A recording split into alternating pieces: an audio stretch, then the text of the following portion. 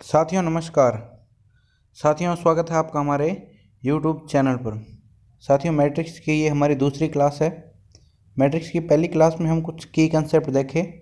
उन की कंसेप्ट के बाद में नेक्स्ट क्लास शुरू करते हैं अदिश मैट्रिक्स से। साथियों आप यहाँ देख पाएंगे, जूम कर देते हैं इसको। अदिश मैट्रिक्स। अदिश मैट्रिक्स साथियों क्या होते हैं? यदि किसी विकिरण मैट्रिक्स, साथियों नाम आ गया विकिरण मैट्रिक्स। विकिरण मैट्रिक्स के बारे में आप सब लोग जानते हो। वह मैट्रिक्स जिसके केवल विकिरण के मैट्रिक्स हो और विकिरण के अलावा बाकी सभी अवयव जो हों वह शून्य हों। और विकिरण के अवयव कौन से होते हैं? A11, A22, A33, जिनमें कॉलम और पंक्ति की संख्या सम होती है, वो आपका विकिरण मैट्रिक्स होगा, जब बाकी सभी अवयव शून्य होंगे। अब देखिए अदिश मैट्रिक्स पढ़ते हैं साथियों। यदि किसी विकिरण मैट्रिक्स में विकिरण के सभी अवयव समान हो तो उसे अदिश मैट्रिक्स कहते हैं। अतः A, जिसको Aij से दर्शाते हैं, एक अदिश मैट्रिक्स होगा कब? जब Aij 0 होगा। कब? I is not equal to j, यानी कि जहाँ I और j बराबर नहीं है तो वो अवयव सारे के सारे शून्य होंगे, और जहाँ I और j बराबर होंगे वह आपकी कोई एक अचर राशि आएगी, यानी कि k जो भी अचर राशि है, यानी कि विकिरण पर अब कोई एक अचर राशि होगी, ठीक है। और उसके अलावा बाकी अवयव सारे के सारे शून्य होंगे, और वो अचर जो राशि होगी वो समान होगी विकिरण के सभी अवयवों पर। आगे देखते हैं साथियों की कंसेप्ट में इकाई मैट्रिक्स। इकाई मैट्रिक्स क्या चीज़ है? यदि किसी विकिरण मैट्रिक्स में विकिरण का प्रत्येक अवयव 1 के बराबर हो तो उसे इकाई मैट्रिक्स कहते हैं। n कोटि के इकाई मैट्रिक्स को In से व्यक्त करते हैं। साथियों सज्जनों, सिंपल सी बात है, नाम से ही पता चल रहा है इकाई मैट्रिक्स, और इकाई मैट्रिक्स संबंधित है विकिरण मैट्रिक्स से। लेकिन कौन से विकिरण मैट्रिक्स से? विकिरण मैट्रिक्स जिसका प्रत्येक विकिरण का अवयव इकाई हो, यानी कि 1 हो, ठीक है साथियों। और जहाँ विकिरण के अवयव नहीं होंगे वो सारी के सारे अवयव शून्य होंगे। अच्छा, इससे एक बात और स्पष्ट होती है, टिप्पणी में देखिए, प्रत्येक इकाई मैट्रिक्स एक अदिश मैट्रिक्स होता है। साथियों सिंपल सी बात है, कॉमन सेंस की बात है। प्रत्येक इकाई मैट्रिक्स यानी उसके विकिरण का प्रत्येक अवयव इकाई है, यानी कि समान है, और वह विकिरण मैट्रिक्स जिसका प्रत्येक अवयव समान होता है कौन सी मैट्रिक्स कहलाती है? अदिश मैट्रिक्स। अतः इसे स्पष्ट होता है कि प्रत्येक जो इकाई मैट्रिक्स आपकी होगी वह एक अदिश मैट्रिक्स होगी। साथियों नेक्स्ट देखिए त्रिभुजाकार मैट्रिक्स। त्रिभुजाकार मैट्रिक्स क्या होता है साथियों? जब एक वर्ग मैट्रिक्स, कब त्रिभुजाकार मैट्रिक्स कहलाता है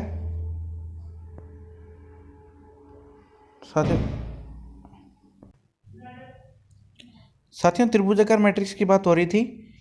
एक वर्ग मैट्रिक्स त्रिभुजाकार मैट्रिक्स कहलाता है यदि मुख्य विकिरण के ऊपर अथवा नीचे का प्रत्येक अवयव शून्य हो।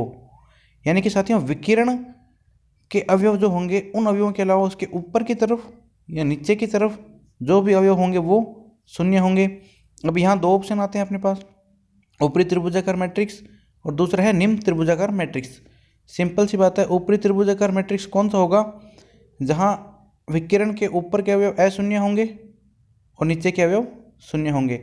परिभाषा आप देख सकते हैं, एक वर्ग मैट्रिक्स ऊपरी त्रिभुजाकार मैट्रिक्स कहलाता है यदि Aij इज इक्वल टू 0 जबकि I is greater than j।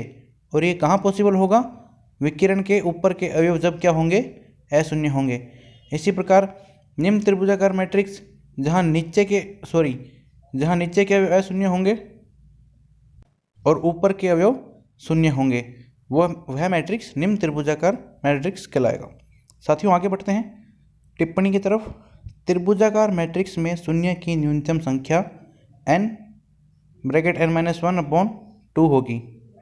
जहाँ n होगा वो मैट्रिक्स की कोटि होगी, ठीक है साथियों। आगे बढ़िए। समान मैट्रिक्स, नाम से ही समान है, पता चल रहा है। यदि दो मैट्रिक्स A तथा B एक ही कोटि के हों और उनके संगत अवयव बराबर हों तो वे समान मैट्रिक्स कहलाते हैं।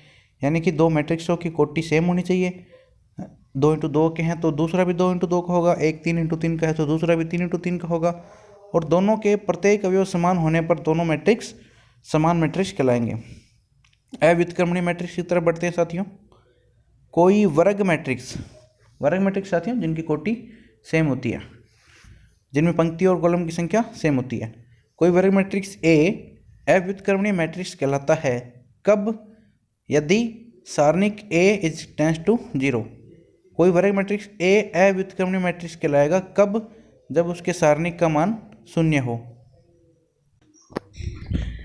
ठीक है साथियों, यदि सारणिक A इज इक्वल टू 0 तो मैट्रिक्स आपका अव्युत्क्रमणीय होगा, और सारणिक A जब 0 के बराबर नहीं है तो मैट्रिक्स आपका व्युत्क्रमणीय होगा।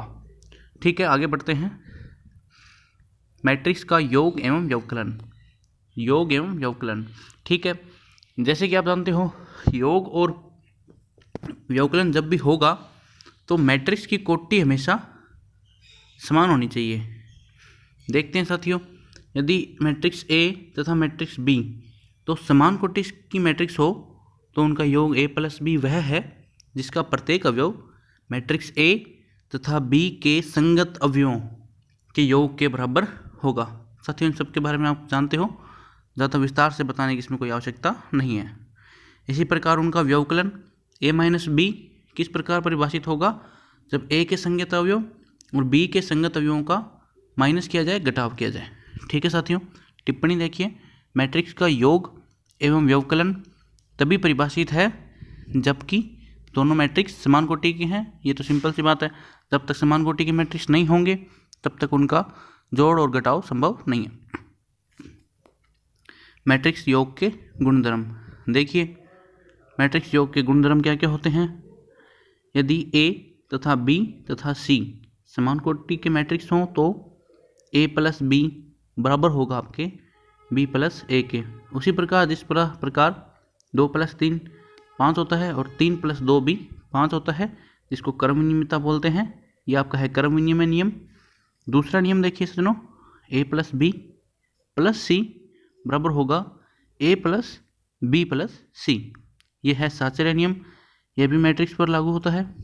इसके बाद तीसरा देखिए, A + O मैट्रिक्स या शून्य मैट्रिक्स जिसको आप बोल सकते हो, बराबर होगा O + A के।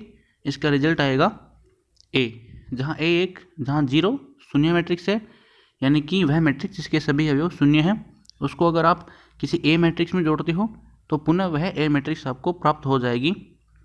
शून्य मैट्रिक्स को योग के लिए तत्समक अवयव बोलते हैं। ठीक है, आगे देखिए, A + -A क्या है? जो मैट्रिक्स A है उसी का अगर प्रत्येक अवयव ऋणात्मक हो उसको -A बोलेंगे, तो आपका रिजल्ट होगा 0, या फिर -A + A करें उसका रिजल्ट भी आपका आएगा 0 मैट्रिक्स, यानी कि शून्य मैट्रिक्स। अच्छा, और -A का जो भी -A मैट्रिक्स का जो भी होगा अवयव वह A का प्रतिलोम अवयव कहलाएगा। अच्छा, चौथा नियम देखिए सज्जनों, A + B अगर बराबर हो A + C के, तथा दूसरी समीकरण में देखें कि B + A बराबर हो C + A के, तो कैंसिलेशन लॉ से आप देखेंगे कि लेफ्ट हैंड साइड में 2B बचेगा और राइट हैंड साइड में 2C कैंसिल हो जाएगा, B बराबर हो जाएगा C के। ये हो जाएगा आपका निरसन नियम या कैंसिलेशन लॉ। अब देखिए साथियों, छठा नियम, ट्रेस A + B या ट्रेस A - B बराबर होगा ट्रेस A + ट्रेस B या ट्रेस A - ट्रेस B। साथियों और सज्जनों, ट्रेस मैट्रिक्स के बारे में आपको हम पहले ही बता चुके हैं। ट्रेस मैट्रिक्स कौन सी होती है, देखिए आपको हम एक बार पुनः बता देते हैं।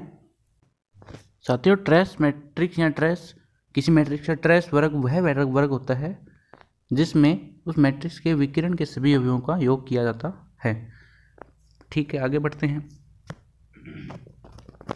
मैट्रिक्स का अदिश गुणन। माना A मैट्रिक्स एक मैट्रिक्स है एवं K एक अदिश संख्या है, तो मैट्रिक्स A के प्रत्येक अवयव को K से गुणा करने पर प्राप्त मैट्रिक्स अदिश मैट्रिक्स KA होता है। यानी कि जिस अदिश राशि से आप मैट्रिक्स ए के अवयवों को गुणा करेंगे तो मैट्रिक्स ए के प्रत्येक अवयव के साथ उस अदिश राशि के का गुणन हो जाएगा और जो प्राप्त मैट्रिक्स होगा अदिश मैट्रिक्स के ए होता है, यह ए का के से अदिश गुणन कहलाता है और यह निम्न प्रकार प्रदर्शित किया जाता है। यदि A is equal to A I J M into N हो तो के ए बराबर होगा ए के बराबर के बड़ा ब्रैकेट के ए आई जे बड़ा ब्रैकेट बंद एम इंटू एन, यानी कि मैट्रिक्स ए के प्रत्येक अवयव के साथ के का गुणन हो जाएगा। साथियों, ये थे मैट्रिक्स की सेकंड क्लास के की कंसेप्ट। आगे के की कंसेप्ट हम नेक्स्ट क्लास में देखेंगे। तब तक के लिए साथियों, जय हिंद, जय भारत।